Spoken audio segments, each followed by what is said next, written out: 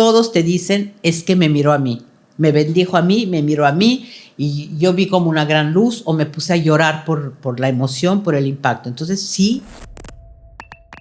Yo soy de la idea que Juan Pablo era un ser mágico, porque con la pura sonrisa enamoraba, no importaba la religión, no importaba, porque era un hombre de amor. Y eso lo transmitía. En vivo, ¿cómo se sentía su energía? Impresionante. ¿Sabes qué era? Por un lado, este carisma impresionante, como tú dices, como magia. Yo diría que era como un gran misticismo, porque era un polaco, el misticismo polaco es muy especial. Y al mismo tiempo era muy humano, muy cálido, sencillo para lo que eran los papas, digamos así. Entonces yo creo que la combinación de estos factores hacía que pues causaba una impresión enorme. Todas las personas con las que yo he hablado que han estado en algún recorrido, y que la haya pasado aunque 3 segundos, todos te dicen, es que me miró a mí, me bendijo a mí, me miró a mí, y yo vi como una gran luz, o me puse a llorar por la emoción, por el impacto. Entonces sí, era una figura que causaba eso. Y en los recorridos había judíos y había de otras religiones, ¿no? Justamente porque sí impactaba esta combinación, ¿no? Y más como periodista, imagínate, pues un liderazgo era un hombre que iba haciendo historia por el mundo. Y tú como periodista decías, wow, es que en este momento soy testigo de la historia, pero historia verdadera. Y además se convierte en un papa viajero, porque México. Hizo muchísimas. 104 viajes. De los cuales, ¿en cuántos 100. estuvo? Yo 100. ¡Wow! Solamente 4 no. Sí, porque estaba embarazada. Cuando ya llegaba al 6º mes de embarazo, no me dejaban subir, porque decían que era muy ocurrente y que no fuera a hacer que diera luz en el avión. Había otra historia también. Exacto, que otra es muy exclusiva simpática, por ahí. Que cuando iba a pedir palabras del Papa, le decía, es que no se puede, me voy a tirar del avión. Me voy a tirar del avión. Siempre les decía eso. Entonces el secretario al final me decía, no, yo no te quiero cargar en mi conciencia, así que pasa un rato. ¿Se empieza a generar un vínculo ya personal con Juan Pablo? Mira, no, a ver, yo creo que sí, pero no te puedo decir a ver, yo no iba a tomar café con él ni galletas como la gente podría pensar. No. Se crea el vínculo porque yo no me di cuenta, me di cuenta después de muchísimos años, 10, 15 o más.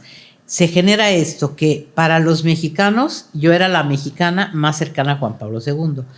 Para él, que se había enamorado de México, yo era la mexicana más cercana. La mexicana que lo seguía por todas partes y no había eran otra los ni lazos otra. Que tenía. Exacto. Entonces, para él, yo era como la certeza de que México lo seguía en todos los viajes y en todas partes. Y para los mexicanos, pues yo era la mexicana más cercana a él. Entonces, si él me acariciaba el pelo, o me hacía así, o me decía México, México, Valentina, pues para ellos, para los mexicanos era como decir, guay, me lo hizo a mí, ¿no? Yo estoy ahí, yo también. Entonces, ese era el vínculo, digamos así. Más cuando yo empecé, no había mujeres. Había 2 mujeres, yo y otra compañera. La otra compañera española tenía 20 años más que yo. Entonces, claro, éramos 2 y había 60 hombres o más hombres. Entonces, también para él fue mucho más fácil identificarme. A las 2 y más mujeres, con el sombrero y la pelirroja y joven y el sombrero y todo eso. Y México que pues lo enamoró, ¿no? Entonces, yo por eso digo que sí fui muy suertuda. Porque si el Papa no decide que México sea su primer viaje, y yo, o por alguna razón yo no me subo a ese vuelo, ¿no? Pues igual toda la historia habría cambiado, diferente. Pero todo sucede por algo y los tiempos de Dios son perfectos. Pues sí. Durante esa vida que crece como católica, ¿se vivía espiritualidad en la casa? ¿Iban a misa o simplemente era católica por nacimiento? Fuimos católicos de nacimiento más que practicantes, pero yo creo que él influyó en el hecho de que nos volvimos más por el hecho de que todo siempre estaba relacionado. Cuando yo me casé cuando ya ya estaba él y mis hijas y todo, entonces todo iba relacionado. mi marido, por ejemplo, cuando yo salía de viaje, sentaba a las niñas frente a la tele y les decía, no se preocupen que se fue con el nono, con el abuelo, como para que ellas no sintieran esta...